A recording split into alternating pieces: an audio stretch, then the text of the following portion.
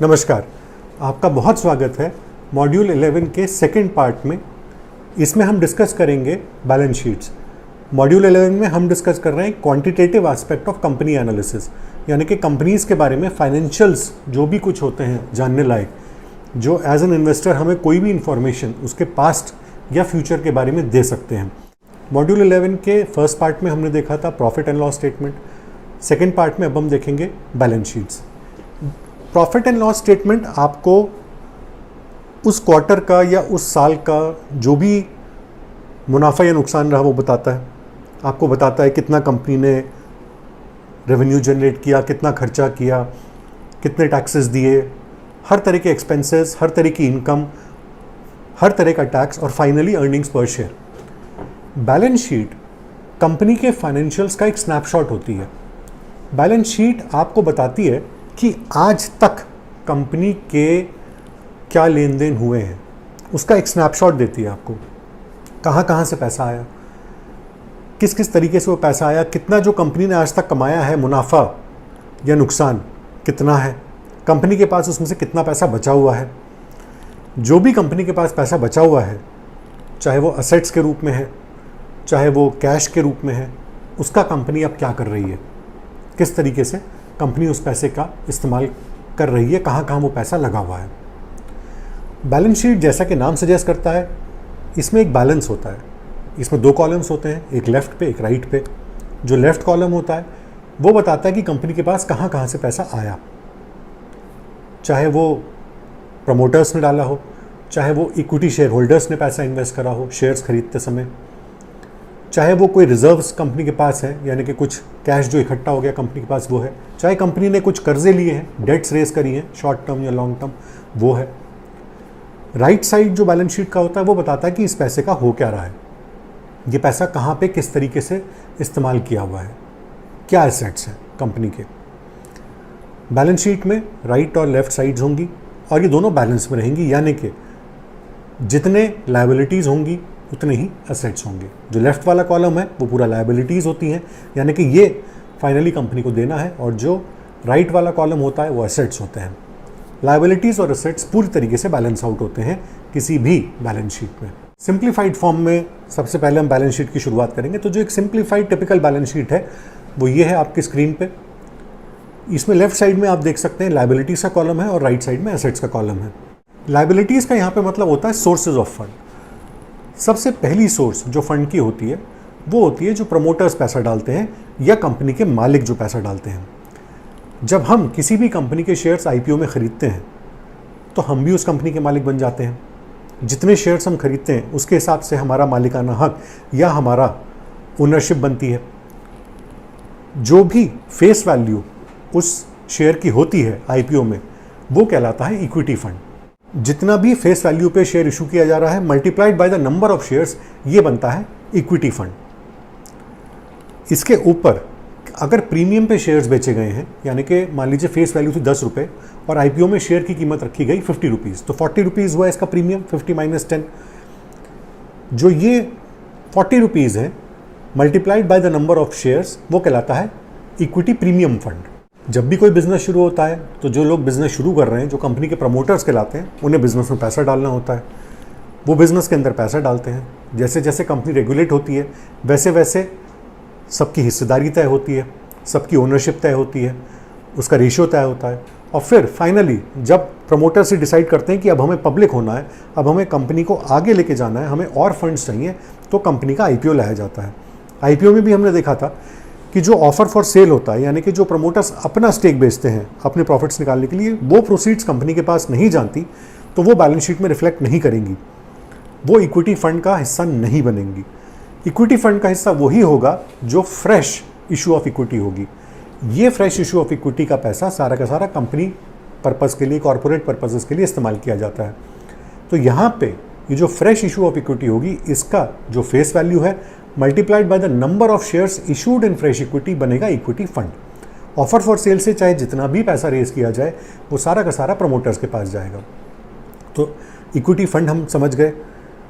इसके बाद अगर कोई प्रीमियम उस पर लिया गया है फेस वैल्यू के ऊपर, तो premium multiplied by the number of shares in fresh equity बनेगा आपका प्रीमियम रिजर्व।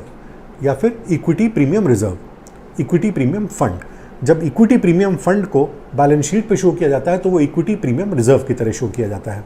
अगर कभी फ्रेश इशू ऑफ इक्विटी और होती है, यानी कि और इक्विटी शेयर्स कंपनी इशू करती है फ्रेश इक्विटी के द्वारा, ऑफर फॉर सेल के द्वारा नहीं, एक बार आईपीओ लाने के बाद फिर से अगर company fresh issue of equity करती है, अगर कंपनी के प्रमोटर्स को लगता है कि हमें और पैसा चाहिए और हम डेट्स रेज नहीं करना चाहते, हम कर्जे नहीं लेना चाहते, हम शेयर होल्डिंग डाइल्यूट करना पसंद करेंगे, तो ऐसे में जब भी फ्रेश इशू ऑफ इक्विटी होगी तो कंपनी का इक्विटी कैपिटल बढ़ेगा, क्योंकि और शेयर्स हो रहे हैं, वो भी एक फेस वैल्यू पे दिए जाएंगे। तो फेस वैल्यू जो नई फेस वैल्यू है multiplied by the new fresh equity, ये इक्विटी कैपिटल बढ़ाएगी। इक्विटी कैपिटल तो बढ़ेगा लेकिन साथ साथ शेयर होल्डिंग भी डाइल्यूट होगी, तो जो भी ईपीएस है वो डाइल्यूट होगी क्योंकि नंबर ऑफ शेयर्स अब बढ़ जाएंगे। ऑफर फॉर सेल जब भी होता है तो नंबर ऑफ शेयर्स नहीं बढ़ते, इस बात को हम पुराने मॉड्यूल्स में देख चुके हैं। ऑफर फॉर सेल के द्वारा या फ्रेश इशू ऑफ इक्विटी के द्वारा जो भी शेयर होल्डर्स बनते हैं वो कंपनी के प्रॉफिट्स के हिस्सेदार होते हैं। नेक्स्ट कॉलम बैलेंस शीट में आता है reserves and surplus. Reserves and surplus वो पैसा होता है जो कंपनी ने पुराने क्वार्टर्स में, पुराने सालों में प्रॉफिट्स के रूप में कमाया है लेकिन आगे उसको शेयर होल्डर्स को पास ऑन नहीं करा। ये रिजर्व्स एंड सरप्लस भी शेयर होल्डर्स का ही फंड होता है, शेयर होल्डर्स का ही अधिकार होता है। इनफैक्ट इक्विटी कैपिटल और रिजर्व्स एंड सरप्लस मिलकर बनाते हैं शेयर होल्डर्स फंड। इसी से कंपनी की नेटवर्थ भी डिसाइड होती है। Equity capital plus reserves and surplus मिलकर बनाते हैं कंपनी की नेटवर्थ। जैसे जैसे कंपनी हर साल मुनाफे कमाती है तो वो मुनाफा प्रॉफिट आफ्टर टैक्स की तरह हमें प्रॉफिट लॉस स्टेटमेंट में दिखाई देता है, या तो वो डिविडेंड के जरिए शेयर होल्डर्स को दिया जाएगा। अगर वो डिविडेंड के जरिए शेयर होल्डर्स को नहीं दिया जा रहा तो वो बैलेंस शीट में रिजर्व्स एंड सरप्लस की तरह शिफ्ट हो जाएगा। जैसा कि मैंने कहा, ये शेयर होल्डर का पैसा है और शेयर होल्डर्स ये डिसाइड कर रहे हैं कि हम इस पैसे को डिविडेंड के रूप में नहीं लेंगे, हम कंपनी को आगे बढ़ाना चाहते हैं, कंपनी के रिजर्व्स को स्ट्रॉन्ग करना चाहते हैं। हो सकता है कंपनी के कोई एक्सपेंशन प्लान्स हो तो वो डिविडेंड के रूप में पैसा ना दे और कुछ दिन तक बैलेंस शीट में ये रिजर्व्स एंड सरप्लस की तरह शो करे, और जब भी ये पैसा किसी भी रूप में इस्तेमाल हो जाएगा तो बैलेंस शीट से ये पैसा हट जाएगा और इस पैसे को दे करके जो भी नया एसेट क्रिएट हुआ है, कोई नई ज़मीन खरीदी गई, कोई नया मशीन खरीदी गई, कोई नया ऑफिस बनाया गया, तो वो एसेट्स के रूप में रिफ्लेक्ट करने लगेगा। जब भी इक्विटी के द्वारा पैसा रेज किया जाता है तो इसको कहते हैं रेज्ड कैपिटल, क्योंकि इक्विटी के द्वारा पैसा रेज किया गया है। और रिजर्व्स एंड सरप्लस जो होते हैं वो कहलाते हैं रिटेन्ड कैपिटल, यानी कि वो पैसा जो कंपनी में रोका गया है, शेयर होल्डर्स को अभी दिया नहीं गया है, वो मुनाफे जो शेयर होल्डर्स को बांटे नहीं गए, कंपनी के अंदर रिटेन किए गए, बैंक बैलेंस की तरह रिटेन किए गए, तो ये कहलाता है रिटेन्ड फंड। फिर जैसा कि मैंने कहा था कि रिजर्व्स एंड सरप्लस में ही हम प्रीमियम, इक्विटी प्रीमियम फंड भी जोड़ते हैं। जब हम इक्विटी प्रीमियम फंड को रिजर्व्स एंड सरप्लस में जोड़ देते हैं तो वो कहलाता है इक्विटी प्रीमियम रिजर्व। तो सबसे पहले हुआ इक्विटी कैपिटल, जहां पे face value multiplied by the number of shares बना इक्विटी कैपिटल। दूसरा हुआ reserves and surplus. Reserves and surplus वो पैसा जो कि मुनाफे की तरह कमाया गया है बट शेयर होल्डर्स को नहीं बांटा गया है, वो सारा का सारा कंपनी में रिटेन्ड है, वो बनता है रिजर्व एंड सरप्लस। इसी रिजर्व्स एंड सरप्लस में ऐड होता है प्रीमियम रिजर्व फंड या फिर equity premium fund, equity premium reserve. In terms में कंफ्यूज मत होइए, ये टर्म्स इंटरचेंजेबली यूज हो जाती हैं। इक्विटी प्रीमियम रिजर्व या इक्विटी प्रीमियम फंड वो पैसा होता है जो फेस वैल्यू के ऊपर जिस रेट पे शेयर्स अलॉट किए गए थे multiplied by the number of shares. Equity fund या equity capital plus reserves and surplus मिलकर बनाते हैं कंपनी की नेटवर्थ। नेक्स्ट कॉलम जो बैलेंस शीट में आएगा वो है long term debt.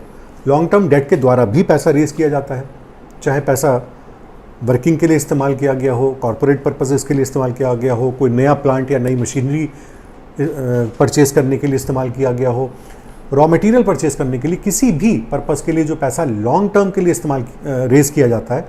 Long term से मतलब है कि एक साल से ज़्यादा के लिए जो भी कर्जे लिए जाते हैं, जो भी डेट्स रेज की जाती हैं वो कहलाती हैं long term debts. Long term debts basically दो तरह की होती हैं, जैसा कि हमने डेट सिक्योरिटीज़ में पढ़ा था। या तो बैंक से या फाइनेंशियल इंस्टीट्यूशन से लोन लिया जा सकता है, या फिर डेट सिक्योरिटीज़ के रूप में ये पैसा रेज किया जा सकता है। डेट सिक्योरिटीज़, कई तरह की डेट सिक्योरिटीज़ होती हैं, हम डेट सिक्योरिटीज़ वाले मॉड्यूल में इस बारे में पढ़ चुके हैं, तो मैं अब दोबारा से इस बात को रिपीट नहीं करूँगा। अगर डेट सिक्योरिटीज़ कन्वर्टेबल या पार्टली कन्वर्टेबल है तो वो एक डेट के बाद, जब भी उनकी कन्वर्जन डेट है उसके बाद वो इक्विटी में कन्वर्ट हो जाएंगी। तो लॉन्ग टर्म डेट से हट करके वो पैसा अब इक्विटी कैपिटल में शो करने लगेगा। कुछ बिजनेसेस होते हैं जिनको बहुत ज़्यादा डेट्स की ज़रूरत नहीं होती, जैसे कि आईटी बिजनेस है, इनको बहुत ज़्यादा डेट्स की ज़रूरत नहीं होती। ऑफिसेज बनते हैं, कंप्यूटर्स, फर्नीचर्स, ये सब खरीदे जाते हैं, बट वहीं पे कुछ बिजनेसेस होंगे जैसे कि इंफ्रास्ट्रक्चर बिजनेस है या वो बिजनेसेस हैं जहाँ बहुत हैवी मशीनरी इस्तेमाल होती है। तो ऐसे बिजनेसेस को कई बार लॉन्ग टर्म डेट्स की ज़रूरत पड़ती है अपनी वर्किंग कैपिटल को मेंटेन करने के लिए, उस पैसे को मेंटेन करने के लिए जिससे वो काम कर सकते हैं।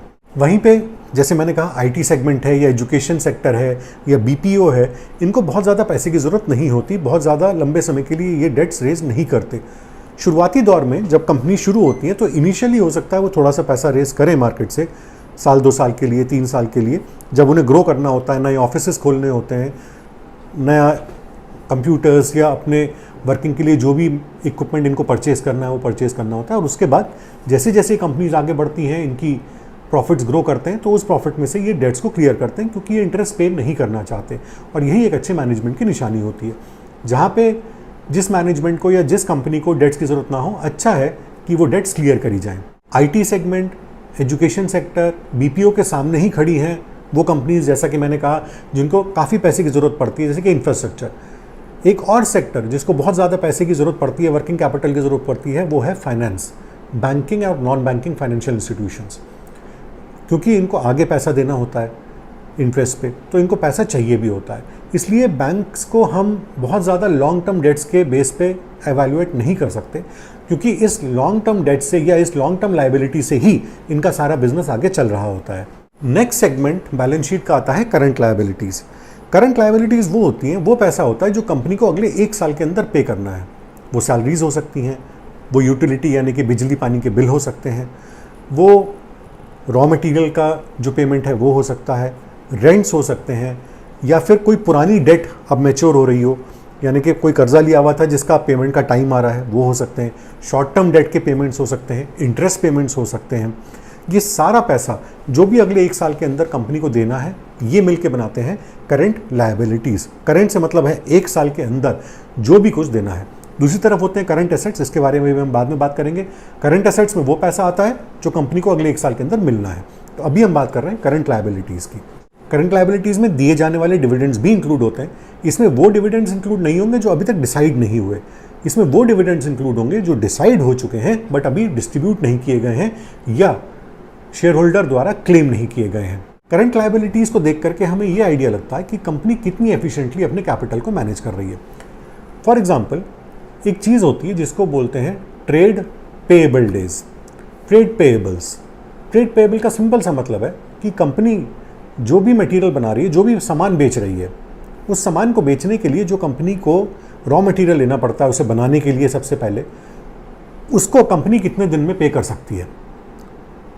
एक अच्छी कंपनी तो वो होगी जो रॉ मटेरियल तो क्रेडिट पे ले ले या उधार पे ले ले, सामान बनाए, सामान बेचे, जब सामान बिक जाए उसके बाद पैसा आ जाए तब वो रॉ मटेरियल का पेमेंट करे। यहीं से कॉन्सेप्ट निकल कर आता है ट्रेड पेएबल डेट्स का। कितने दिन तक कंपनी अपने पेएबल्स को टाल सकती है, उस पेएबल को जो कि उसे अपना एंड प्रोडक्ट बनाने में इस्तेमाल करना था। इसका सिंपल सा फॉर्मूला है, कितना ट्रेड पेएबल है, कितना पैसा देना है, डिवाइडेड बाय टोटल सेल्स कितनी हुई हैं, मल्टीप्लाइड बाय 365। ऑब्वियसली जितने ज़्यादा ट्रेड पेएबल डेज होंगे, इसका मतलब है कि कंपनी की रेपुटेशन अच्छी है और कंपनी को उधार पे सामान मिल जाता है। लंबे समय तक कंपनी उधार रख सकती है, जितने भी ट्रेड पेएबल डेज निकल रहे हैं, जितना ज़्यादा होगा उतना अच्छा है। कंपनी उधार पे सामान ला सकती है, आराम से अपना सामान बना के बेच सकती है और फिर अपने पेमेंट्स कंप्लीट कर सकती है। इसमें एक छोटा सा कैच है, अगर किसी भी कंपनी के ट्रेड पेएबल डेज बहुत ज़्यादा हैं तो फिर ये सोचना होता है कि इतने समय तक ये पेमेंट्स क्यों नहीं हो रहे। एक लिमिट तक तो ट्रेड पेएबल्स ठीक हैं, ट्रेड पेएबल डेज ठीक हैं, बट अगर उसके पीयर्स के सामने, मतलब उसके जैसी और कंपनीज के सामने उसके ट्रेड पेएबल डेज बहुत ज़्यादा एक्सीड कर रहे हैं, बहुत ज़्यादा हो रहे हैं, तो फिर कई बार ऐसा भी हो सकता है कि कंपनी के ऊपर फाइनेंशियल प्रॉब्लम हो और कंपनी अपने ट्रेड पेएबल्स कंप्लीट ही ना कर पा रही हो, उनको ऑब्लाइज ही ना कर पा रही हो, उन ऑब्लिगेशंस को पूरा ही ना कर पा रही हो, या फिर कंपनी बैंकरप्सी की तरफ जा रही हो। तो ट्रेड पेएबल डेज ज़्यादा होना अच्छी बात है, बट अगर पीयर्स के सामने ज़रूरत से ज़्यादा हैं ट्रेड पेएबल डेज, तो थोड़ा सा हमें कॉशियस रहना चाहिए। एज इन्वेस्टर हमें पता करने की कोशिश करनी चाहिए कि ट्रेड पेएबल डेज आखिर इतने ज़्यादा क्यों चल रहे हैं। ट्रेड पेएबल डेज ज़्यादा होने का सिंपल सा एडवांटेज जो कंपनी के लिए वो ये है कि कंपनी की कैश इक्वेशन कभी ख़राब नहीं होती। कंपनी आराम से क्रेडिट पे पैसा ले आती, सामान ले आती है, उधार में सामान ले आती है, अपना प्रोडक्ट बनाती है, बेचती है और फिर आराम से अपने पेमेंट्स पूरे कर लेती है। तो कंपनी की कैश इक्वेशन कभी ख़राब नहीं होती, कैश क्रंच कभी नहीं आती। तो करंट लायबिलिटीज़ को असेस करते समय अगर हम उसकी बारीकी में जा रहे हैं और ट्रेड पेएबल डेज के बारे में देख रहे हैं तो उसे ठीक से असेस करना हमको आना चाहिए। अब हम आते हैं बैलेंस शीट के राइट हैंड साइड में, जिसमें है एप्लीकेशन ऑफ फंड्स, यानी कि ये जितना भी पैसा इस तरीके से रेज किया गया था, अब इसकी एप्लीकेशन क्या हो रही है। तो सबसे पहला एप्लीकेशन तो फिक्स एसेट्स में होगी, चाहे वो प्लांट एंड मशीनरी हो, चाहे लैंड हो, चाहे कंप्यूटर्स हो, चाहे अदर इक्विपमेंट हो, फर्नीचर हो। कार्स और फर्नीचर ये दो ऐसी चीज़ें हैं जो कि एक्चुअली कंपनी की प्रॉफिट्स में या कंपनी के रेवेन्यूज़ में हेल्प नहीं करती, बट किसी भी कंपनी के लिए बहुत इंपॉर्टेंट होती है, तो इन्हें भी फिक्स एसेट्स में ही कंसिडर किया जाता है, इन्हें भी एसेट्स में ही कंसिडर किया जाता है। आम भाषा में एसेट्स वो चीज़ होती हैं कंपनी के लिए जिससे कंपनी रेवेन्यू जनरेट कर सकती है, जिससे कंपनी अपना बिजनेस कर सकती है, जैसे कि प्लांट एंड मशीनरी है, फैक्ट्रीज़ हैं, जिस ज़मीन पे वो फैक्ट्रीज़ बनी हुई हैं। अगर आईटी कंपनी है तो उसके लिए कंप्यूटर्स बहुत इंपॉर्टेंट हो जाते हैं। तो फिक्स एसेट्स किसी भी कंपनी के लिए वो एसेट्स होते हैं जहाँ से कंपनी, जिनका इस्तेमाल करके कंपनी अपना बिजनेस चलाती है, कंपनी पैसा रेज करती है। बट कुछ चीज़ें जैसे कि कार्स एंड फर्नीचर्स भी किसी भी कंपनी के लिए बहुत इंपॉर्टेंट होते हैं, तो इसलिए इन्हें भी एसेट्स में ही कंसिडर किया जाता है। जब भी हम एसेट्स की बात करते हैं तो एसेट्स दो तरीके के होते हैं। एक तरफ होते हैं टैंजिबल एसेट्स। टैंजिबल एसेट्स जिनकी कीमत लगाई जा सकती है, जैसे कि ज़मीन की कीमत लगाई जा सकती है, फर्नीचर की कीमत आप लगा सकते हैं, प्लांट एंड मशीनरी की कीमत आप लगा सकते हैं, कंप्यूटर्स की कीमत आप लगा सकते हैं। दूसरी तरफ होते हैं इंटैंजिबल एसेट्स, जिनकी कीमत का ठीक ठीक अंदाज़ लगाना मुश्किल होता है, जो चीज़ें एक्चुअली फिजिकल फॉर्म में वहाँ रखी हुई नहीं है, जैसे कि patents, copyrights, brand value, licenses जो भी कंपनी ने एक्वायर करे हैं अपने बिजनेस के लिए। तो कुछ बैलेंस शीट्स खाली टैंजिबल एसेट्स शो करती हैं और कुछ बैलेंस शीट्स टैंजिबल और इनटैंजिबल दोनों तरह के एसेट्स शो कर सकती हैं। फिक्स एसेट्स के सामने कितनी सेल्स कंपनी कर पा रही है, इसको बोलते हैं एसेट टर्नओवर रेशियो। अगर हम उसकी सेल्स को उसके फिक्स एसेट से डिवाइड कर दें तो जो ये रेशियो निकल कर आएगा, सेल्स अपॉन फिक्स एसेट्स, इसको कहेंगे एसेट टर्नओवर रेशियो, यानी कि कितने एसेट्स पे कंपनी कितनी सेल कर पाती है। ऑब्वियसली जितना ज़्यादा ये रेशियो होगा, यानी कि जितनी ज़्यादा सेल फिक्स एसेट्स के सामने हो रही है, उतना ही कंपनी की एफिशिएंसी ज़्यादा है। मान लीजिए कंपनी के फिक्स एसेट्स हैं 100 रुपीज़ के और कंपनी सेल करती है 100 रुपीज़ की, तो कंपनी का एसेट टर्नओवर रेशियो कितना हुआ? Sales 100 divided by fix assets 100, company का फिक्स एसेट रेशियो हुआ 1। वहीं दूसरी तरफ अगर कोई कंपनी है जिसके फिक्स एसेट्स हैं 100 रुपीज़ के और कंपनी सेल करती है 200 रुपीज़ की, तो यहाँ पे एसेट टर्नओवर रेशियो हुआ सेल्स 200 डिवाइडेड बाय एसेट्स 100, यानी कि 2 का। तो कुछ कंपनीज होंगी जैसे कि आईटी कंपनीज हैं जहाँ पे फिक्स एसेट्स की वैल्यू कम होगी बट सेल्स बहुत ज़्यादा होंगी। कुछ कंपनीज जैसे कि इंफ्रास्ट्रक्चर कंपनीज हो सकती हैं जहाँ एसेट्स की ही वैल्यू बहुत ज़्यादा हो जाती है और उस रेशियो में एसेट टर्नओवर रेशियो नहीं आ सकता, उस प्रोपोर्शन में एसेट टर्नओवर रेशियो नहीं आ सकता। तो एसेट टर्नओवर रेशियो को भी जब भी हम एनालाइज कर रहे हैं किसी कंपनी के, ये ज़रूर देखिए कि उसके पीयर्स से ज़रूर कंपेयर करिए, उसको उस सेक्टर की और कंपनी से कंपेयर करिए। ये जैसे कि एक आईटी सेक्टर के एसेट टर्नओवर रेशियो को एक इंफ्रास्ट्रक्चर सेक्टर के एसेट टर्नओवर रेशियो से कंपेयर करने से कोई लॉजिकल कंक्लूजन नहीं निकल पाएगा। उसी सेक्टर में, उसी इंडस्ट्री में कंपेयर करना ज़रूरी है।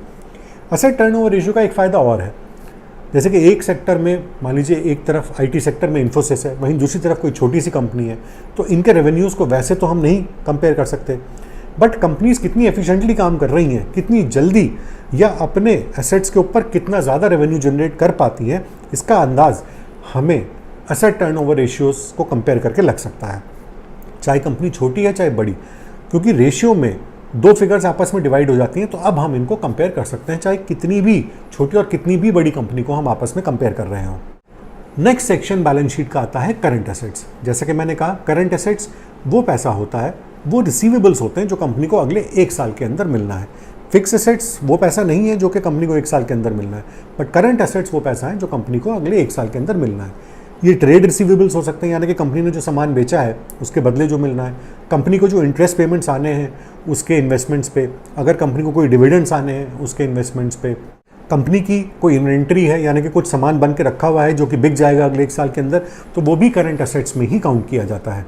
करंट एसेट्स को ठीक से एनालाइज करके हमें कंपनी की वर्किंग कैपिटल के बारे में पता चलता है। यहीं से हम आते हैं इन्वेंट्री के ऊपर। अभी जैसा कि मैंने कहा, इन्वेंट्री वो चीज़ होती है जो बन करके सामान तैयार रखा है, अब बिकना है। इन्वेंट्री डेज एक टर्म है, बहुत ही इंपॉर्टेंट टर्म है। इन्वेंट्री डेज का सिंपल सा मतलब है कि कितने दिन तक तैयार सामान कंपनी के गोडाउन में रखा रहता है बिकने से पहले। मतलब सामान तैयार हो गया, जो भी प्रोडक्ट है वो तैयार हो गया, रेडी हो गया, अभी बिका नहीं है, लेकिन वो जो कंपनी के कस्टमर्स हैं उन तक पहुंचा नहीं है, तो कितने दिन तक एवरेज वो सामान रखा रहता है, ये होते हैं इन्वेंट्री डेज। ऑब्वियसली जितने कम इन्वेंट्री डेज होंगे इसका मतलब है कंपनी बना करके सामान जल्दी अपना आगे बेच सकती है। यहीं से एक और टर्म निकल कर आती है जिसको हम बोलते हैं inventory turnover ratio. Inventory turnover ratio simply जितना सामान कंपनी बेचती है उसकी जो कॉस्ट है डिवाइडेड बाय जो सामान एवरेज उसकी इन्वेंट्री में एक समय में रखा रहता है। मान लीजिए एक कंपनी ने टोटल सेल्स 1 साल में करी 200 रुपये की, और एक टाइम पे उसके गोडाउन में करीब करीब 300 रुपये का एवरेज इन्वेंट्री रखी रहती है। तो जो कॉस्ट ऑफ गुड्स थी यानी कि 200 रुपये डिवाइडेड बाय 300 रुपये की इन्वेंट्री, 200 डिवाइड बाय 3.66, ये हुआ इसका इन्वेंट्री टर्नओवर रेशियो।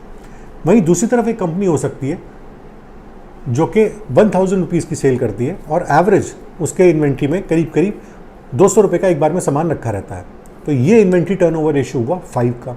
जितना ज़्यादा इन्वेंट्री टर्नओवर रेशियो, इसका मतलब है कि कंपनी को बहुत ज़्यादा समय तक वो सामान अपने गोडाउन्स में नहीं रखना पड़ता और बहुत जल्द वो सामान आगे बिक जाता है, कंपनी की सेल लगातार चलती रहती है। ज़्यादा सामान अपने पास रखने से सामान के ख़राब होने का भी डर रहता है, प्लस उसे रखने की कॉस्ट भी कंपनी को बेयर करनी पड़ती है। करंट एसेट्स को जब भी हम एनालाइज करें, चाहे वो इन्वेंट्री डेज कर रहे हैं हम, चाहे इन्वेंट्री टर्नओवर रेशियो कर रहे हैं, इसको कंपनी के पास परफॉर्मेंस से ज़रूर एनालाइज करिए। देखिए कि कंपनी की एफिशिएंसी बढ़ रही है क्या इस समय, और इसके पीयर्स के साथ इसको एनालाइज करना ज़रूरी है, खास तौर से जो भी उस सेक्टर का मार्केट लीडर है। क्योंकि मल्टीबैगर स्टॉक्स में हम लोग स्मॉल कैप कंपनीज़ पे फोकस करते हैं, उन कंपनीज़ पे फोकस करते हैं जो भी क्वेश्चन मार्क कैटेगरी में है, यहाँ से ग्रोथ ले रही हैं या लेंगी, तो उनकी एफिशिएंसी को कंपनी के सेक्टर की जो मार्केट लीडर्स हैं उनकी एफिशिएंसी से कंपेयर करना बहुत ज़रूरी है। चाहे वो एबिटा मार्जिन्स हो, चाहे इन्वेंट्री टर्नओवर रेशियो हो, चाहे कोई भी और रेशियो हो, इस तरह की पीयर एनालिसिस करना, जब भी हम पीयर एनालिसिस करें उसे कंपनी की एफिशिएंसी की नज़र से करिए। ये देखने के लिए करिए कि कंपनी कितना एफिशिएंटली अपने बिजनेस को आगे करती है। जो कंपनी के सेक्टर का मार्केट लीडर है उसके सामने उसकी एफिशिएंसी क्या है। अगर कंपनी उतनी ही एफिशिएंसी से या उससे ज़्यादा एफिशिएंसी से काम कर पा रही है और साथ में अपनी बैलेंस शीट को भी साफ रखे हुए है, ज़्यादा डेट्स इकट्ठे नहीं होने दे रही है, तो ये कंपनी एक बहुत ही स्ट्रांग मल्टीबैगर कंटेंडर हो सकती है। जैसा कि हमने देखा inventory days, inventory turnover ratio, वहीं पे एक आता है ट्रेड रिसीवेबल डेज, यानी कि जो सामान बेचा जाता है उसका कितने दिन में पैसा कंपनी के पास आ जाता है। ऑब्वियसली जितना ट्रेड रिसीवेबल डेज कम होंगे, यानी कि जितना जल्दी बेचे हुए सामान का पैसा कंपनी के पास आ रहा है, उतना ही कंपनी की कैश इक्वेशन अच्छी होगी, उतना ही कंपनी कैश क्रंच से बची रहेगी। मॉड्यूल 11 के सेकंड पार्ट में हमने देखा बैलेंस शीट्स। यहाँ से अब हम चलते हैं मॉड्यूल 11 के पार्ट 3 की तरफ। जय हिंद।